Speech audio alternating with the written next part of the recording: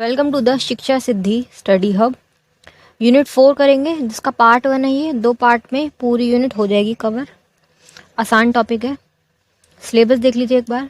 ये सारा कुछ हम कर चुके हैं। लिंक नीचे प्लेलिस्ट का डिस्क्रिप्शन बॉक्स में मिल जाएगा। अब करना है यूनिट 4 आपको, जिसमें सभा और समिति 2 टॉपिक हैं सिर्फ। ठीक है, आसान है। सभा और समिति 2 छोटे छोटे से टॉपिक है, दोनों को कवर करना है। ये मेरी इंस्टा टेलीग्राम चैनल आईडी है। कोई भी क्वेश्चन क्वेरी हो आप मुझसे यहाँ पूछ सकते हैं। टेलीग्राम चैनल आईडी पे सारा आपका स्टडी मटेरियल जो भी है, PYQs वगैरह सब आपको वहाँ मिल जाएंगे। ठीक है, पहले पढ़ेंगे सभा कि सभा का मतलब क्या होता है। सभा बेटा ऐसी जगह होती है कि एक हॉल जैसी जगह, एक बड़ी सी जगह। ठीक है, उस जमाने की बड़े बड़े महल जैसे। वहाँ पे कोई एक व्यक्ति बैठेगा, ये राजा शासक कोई भी हो सकता है। वो क्या है, जो भी प्रॉब्लम है ना उसको सॉल्व करेगा। यहाँ सभी लोग आके उपस्थित होंगे, अपनी प्रॉब्लम को इसे बताएंगे और ये उसका सोल्यूशन निकालेंगे। ठीक है, तो ये कि उस समय की ना ऐसी राजनीतिक संस्थाएं हैं ये, जैसे आज संसद भवन बैठती है ना आपकी, लोकसभा राज्यसभा सब मिलके विचार विमर्श करते हैं कोई भी टॉपिक पे, वैसी ही उस जमाने की सभाएं हैं ये। तो इनके बारे में बताना है कि सभा क्या है और समिति क्या है, दोनों में डिफरेंस क्या है। तो सभा ऐसी जगह थी कि जहाँ पे बैठ के जनता आती थी, जनता का दरबार लगता था। सुना है ना, जनता दरबार लगाया, आज खास दरबार लगाया, आम दरबार लगाया। अकबर के टाइम पे बोला जाता था दीवाने खास दीवाने आम, के सारे लोग जिसमें खास होंगे तो दीवाने खास हो जाएगा। वो दीवाने आम मतलब आम लोगों की सभा। तो ये कि इसमें भी अलग अलग प्रकार की सभा होती थी। साधारण सभा जिसमें आम लोग आएंगे, नॉर्मल जो भी उनके बीच में कॉन्फ्लिक्ट है उसको राजा सॉल्व करेगा, एक ऐसी जगह। तब ये कि सिर्फ ये यहाँ पे बातें नहीं होती थी कि विचार विमर्श हो रहे हैं, प्रॉब्लम सॉल्व करें, यहाँ पे ये डिसीजन भी लेते थे। न्यायिक शक्तियाँ भी थी। जैसे हमारे यहाँ पे क्या है, संविधान में कैसा सिस्टम बना हुआ है कि जो आपकी विधान पालिका है, जो आपकी लोकसभा और राज्यसभा है, वो क्या है, सिर्फ और सिर्फ कानून बना सकती है लेकिन दंड नहीं दे सकती। वो दंड देने का किसका काम है, न्यायपालिका का। लेकिन इस समय क्या था, सभाओं के पास इतनी पावर थी कि क्या चीज़ कैसे करनी है, रूल कौन सा कैसे बनेगा, किसी ने अगर रूल तोड़ा तो उसके ऊपर कार्रवाई करना और उसको पनिशमेंट देना, ये सारे ही काम यहीं हो जाते थे। मतलब इनके पास ज़्यादा पावर थी। न्याय काम भी यही कर रहे हैं, रूल्स भी यही बना रहे हैं, सब कुछ यहीं पे इसी सभाओं में हो रहा होता था, सभा और समितियों में। और यहाँ पे देखो खड़े होकर लोग यहाँ पे भी देख रहे हैं, यहाँ से लोग देख रहे हैं, यहाँ भी लोग बैठे हैं, दूर दूर तक लोग बैठे हुए हैं। ये थी सभा। ठीक है, कि सारे लोग बैठ के किसी भी टॉपिक को सॉल्व करने के लिए बैठे हुए हैं, कुछ भी हो सकता है टॉपिक। ठीक है, तो ये कि प्राचीन समय में भी राजनीतिक संस्थाएं थी। वैदिक काल में भी उल्लेख मिलता है कि हाँ ऐसी कोई सभाएं होती थी, मीटिंग्स होती थी। संसद जैसी वो जगह थी, लोकतंत्र होता था कि लोगों के हिसाब से होता था। ये नहीं राजा कुछ भी कर रहा, जनता जो चाह रही थी उसके हिसाब से काम होता था, जनता की भलाई के लिए, जनता के पक्ष में। इसको पढ़ेंगे कि स्टार्ट कहाँ से हुआ है, कि उत्पत्ति कहाँ से हुआ है, विकास कहाँ से हुआ है सभा समिति का। सभा और समिति की उत्पत्ति एवं विकास के विषय में चिंतकों का अलग अलग राय। अब ये देखो बहुत पुरानी बात है, प्राचीन भारत की बात है। हर विचारक अलग बात बताएगा। और क्या है कि पूरे पुख्ता सबूत भी नहीं मिलेंगे ये चीज़ कैसे दी। तो ये कि लोगों के हिसाब से हमें सबका पढ़ना है कि किसने क्या बोला, फिर एक कंक्लूजन निकालेंगे कि हाँ ऐसा हो सकता था। अनुमान लगाएंगे, कन्फर्म नहीं है क्योंकि पूरे पुख्ता सबूत भी तो नहीं है ना। तो ये कि अलग अलग विचारों के हिसाब से अलग अलग राय है। प्रजापति जो मतलब सारी प्रजा के ऊपर है, हेड है, जो कि दो दुहिताएं पुत्री बताया गया है। सभा और समिति क्या बोल रहा है, जो राजा है, जो राजा प्रजापति है, उसकी 2 पुत्रियां हैं। सभा और समिति, इस संबंध में सामान्य जन यह समझते थे कि सभा व समिति ईश्वरीय निर्मित संस्थाएं। मतलब ये कि लोगों के हिसाब से ये था कि ये जो सभा समिति है ना, ये ईश्वर ने बनाई है, इंसानों ने नहीं, ईश्वर ने बनाई है। ठीक है, मनुष्य के राजनीतिक जीवन के विकास के साथ सभा और समिति का प्रादुर्भाव हुआ। अल्तेकर ये कौन है, विचारक है। इनके हिसाब से 3 प्रकार की सभाएं हैं। ठीक है, 3 प्रकार की सभाएं हैं। पहली क्या है, सभा, समिति और विद्वत। अब क्या है, हमें सिर्फ सभा समिति पढ़नी है, विद्युत के बारे में हमें नहीं पढ़ना, सब्जेक्ट में है ही नहीं। ठीक है, सिलेबस में नहीं है। तो बस ये इनके हिसाब से 3 थी, हमें 2 पढ़नी है का उल्लेख किया है। परंतु यह कहा कि इन शब्दों का एक निश्चित अर्थ बताया कठिन है। मतलब ये कि क्या है ना, कंफर्म बताना कठिन है। कुछ कह रहे हैं, कुछ विचारक कुछ कह रहे हैं, कंफर्म नहीं है। बस हम एक क्या है कंक्लूजन निकालेंगे, सबका पढ़ के क्या हो सकता है। तो ये कि अचल सभा जो गांव में होती थी, चल सभा विद्वान व्यक्तियों की सभा जो ब्राह्मण करते थे। ठीक है, चल सभा अचल सभा इन सबके नाम लिख लो, बाकी इतना डीप में नहीं जाना। आपको सिर्फ ये याद है कि सभा क्या है, समिति क्या है, दोनों के पॉइंट के, सभा में क्या होता है, समिति में क्या होता है। अधिकार संपन्न समितियां, इसमें क्या है, अधीक्षक इसका प्रधान होता था, ठीक है। अज्ञानसार सभा, इस राजा इसका प्रधान होता था। ये तो टाइप्स बता रहे हैं। अब सभा को यहाँ से स्टार्ट कर रहे हैं हम। ये बेसिक उन्होंने इंट्रोडक्शन बताया कि ऐसा ऐसा था, लोगों की अलग अलग विचारधारा थी। अब पढ़ेंगे सभा को। वैदिक और उत्तर वैदिक काल में राजनीतिक एवं राष्ट्रीय जीवन के कार्यकलापों को तत्कालीन जनप्रिय सभाओं और संस्थाओं के माध्यम से प्रकट किया गया। मतलब उस समय भी ऐसी संस्थाएं थी जो जनता के लिए काम करती थी। उसमें सभा एक महत्वपूर्ण लोकप्रिय संस्था थी। उन सब में सबसे ज्यादा लोकप्रिय थी सभा, कि कोई भी प्रॉब्लम है, उसका सोल्यूशन नहीं मिल रहा तो सभा में जाओ, राजा क्या सभा बुलाएगा।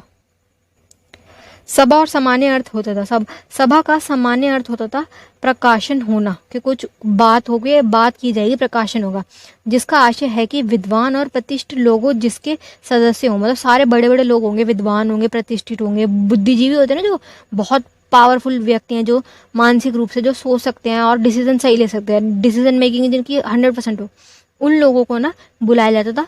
गुण और कार्यालयों में से सभा शोभित होती थी। मतलब ये कि इसमें बहुत सारे लोग होते थे। ऐसे बोला जाता है कि अकबर के उसमें 8 रत्न बैठते थे। उसका 8 रत्न का मतलब क्या होता था, 8 ऐसे बंदे जो बहुत पावरफुल हो, पावरफुल शारीरिक रूप से नहीं, मानसिक रूप से बहुत, जिनके पास पावर हो, सोचने की बहुत अच्छी क्षमता हो।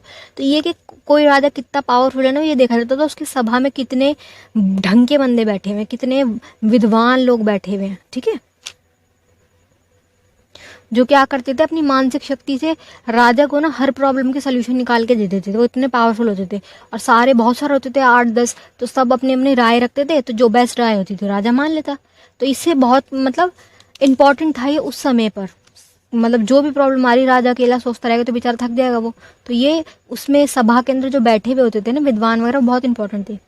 जिस स्थान पर एकत्र होती थी, मतलब एक एरिया, एक हॉल जैसे बहुत बड़ी जगह, एक महल जैसा है, वहां पे ये एकत्र होते थे सारे, जनता यहाँ बैठेगी, आम जनता यहाँ पे, सारे उसके मेन मंत्री जो उसने बनाए अपने, नवरत्न 8 रत्न जो होते थे इनके, और यहाँ बीच में राजा बैठा हुआ है, वो क्या डिसीजन देगा और इनसे पूछ के डिसीजन देगा कि क्या कर सकते हैं इसमें। एकत्र होते थे, उसे सभा कहा जाता था। एक स्थान है, ये होती थी सभा, के सभा बैठ रही है। वैदिक ग्रंथों में सभा शब्द का विभिन्न अर्थों में प्रयुक्त किया गया। मतलब वैदिक ग्रंथ जो उनमें इनके शब्द मिले कि हाँ भाई एक सभा जैसी कोई टॉपिक था। भवन, द्वितीय भवन, स्थल, राज दरबार, शाही दरबार, ये सब वर्ड हमने जब अकबर वाली स्टोरी पढ़ी है हिस्ट्री में तब भी सुना है। दीवाने खास, दीवाने आम, ये सब चीजें पहले से ही थी। सभा के विषय में यह माना जा सकता है कि इसके उपयुक्त ऋग्वेद के अंतिम कालखंड में हुई थी। मतलब ऋग्वेद का जो एंड का टाइम पीरियड था, उस टाइम पे ये वाली चीजें आई है। सभा को निष्ठा भी कहा जाता था। इतने नाम याद मत रखो, आप सिंपल सभा याद होगी, सिर्फ बता रहे, जिसका तात्पर्य यह है कि बहुत लोगों को एक संकल्प जिसे समाप्त नहीं किया जा सकता। मतलब बेसिक उसका बता रहे हैं कि इसमें होता क्या था कि सारे बैठ के वरिष्ठ नागरिक जो भी प्रॉब्लम है उसका सोल्यूशन निकालेंगे, ठीक है, और एंड डिसीजन राजा का होगा, जो राजा चाहेगा। सभा का संचालन व गठन के विषय में प्रामाणिक रूप से कोई उल्लेख नहीं मिलता। सभा बेटा कैसे संचालित होती थी, गठन कैसे होता था, नियुक्ति कैसे होती थी लोगों की, इसका ना कोई ठोस सबूत नहीं मिला है। हमें ये तो पता चल रहा है कि हाँ सभा जैसी कोई चीज थी, बट ठोस पक्का सबूत नहीं मिल रहा कि भाई कैसे कैसे इसका वो था। बस हमें सभा के बारे में पता चल रहा है कि सभा के सदस्यों की संख्या कितनी थी, नंबर ऑफ मेंबर कितने हैं, कार्य कितना, कार्यकाल कितना होगा, योग्यता क्या होगी, मापदंड क्या होंगे, सदस्यों का निर्वाचन कैसे होगा, ये सब चीजें हमें नहीं पता, ठीक है। सभा का कार्य संचालन कैसे होता है, ये सारी चीजों के बारे में पुख्ता सबूत नहीं है, ठीक है। इसका कोई भी प्रमाण नहीं मिलता हमें, पुख्ता प्रत्यक्ष प्रमाण नहीं मिलता इसका। अभी बेटा क्या बोल रहे कि जो बंदे पार्टिसिपेट कर रहे हैं ना सभा के अंदर, जो भी आ रहे हैं, ऋग्वेद के संहिता में, ऋग्वेद के जो ग्रंथ है उसमें सभा के अंदर जो सदस्य आ रहे हैं उनको सुजाता वर्ड से कहा जाता था। सुजाता, उन लोगों को नाम से पुकारा जाता था कि ये सब सुजाता हैं, ठीक है। और इसका मतलब क्या होता है कि अच्छे वंश वाले लोग। अब ये कि सभा के अंदर स्त्रियां भी होती थी, इस बात का सबूत मिलता है, इसका भी उल्लेख मिलता है कि हाँ लड़कियां भी बैठती थी, सिर्फ आदमियों को नहीं थी, लड़कियां भी थी, ठीक है। महाभारत के सभा पर में कुछ राज्यों की सभा का उल्लेख मिलता है। महाभारत आपको पता सभी को क्या है, धर्म ग्रंथ है जो हमारा, उसमें महाभारत के बारे में जो है उसमें क्या है, सभा पर्व एक टॉपिक है, उससे पता चल रहा है कि हाँ सभा होती थी। उससे हमें क्या है, प्रमाण मिल रहा है कि हाँ सभा थी, जिसमें लिखा गया है कि इस सभा में ब्राह्मण और क्षत्रिय वर्ण के व्यक्तियों की प्रधानता थी। हमें पता चला कि हाँ इसमें ब्राह्मण और क्षत्रिय लोग आ रहे हैं और ये लोग प्रधान थे, इनकी प्रधानता थी। सभा के सदस्यों की योग्यता के विषय में वैदिक ग्रंथों में कुछ स्पष्ट रूप से लिखा नहीं है। अब ये योग्यता क्या है कंफर्म नहीं पता चलती, परंतु महाभारत में द्रौपदी ने बताए हैं कुछ वर्ड्स। द्रौपदी ने ये लाइनें लिखी है जो कि संस्कृत में है, जो आपको समझ नहीं आएगी, इसे मैं ट्रांसलेट करके बता रही हूँ। द्रौपदी ने जो बताया उसने ये कहा है कि सारे ही ना विद्र नागरिक होते थे जो उम्र में बड़े हैं, ठीक है, बच्चे नहीं जाएंगे, उम्र में बड़े लोग जाएंगे, ज्ञानी लोग जाएंगे, धार्मिक लोग जाएंगे जिनको धर्म की पूरी नॉलेज होगी।